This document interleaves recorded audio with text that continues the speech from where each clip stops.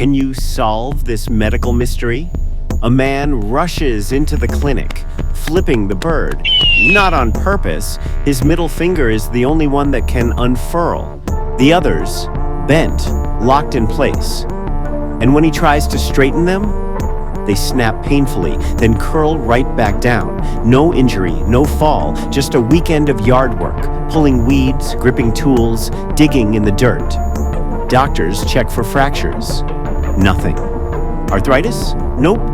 But when he tries to unfurl his fingers, they can feel it. The tendons are catching under the skin. The problem? His finger tendons are inflamed and getting trapped in narrowed sheaths, like ropes snagging inside tunnels. Have a diagnosis? What do you think it could be? It's called trigger finger. And yes, it can literally lock your fingers in place. One steroid injection later, the swelling goes down, the tendons glide freely again, and his fingers, back in action, a tiny tendon, a weird mystery, and one unforgettable entrance. Did you get it right? If you solved that, you've got the reflexes and the smarts of a hand surgeon.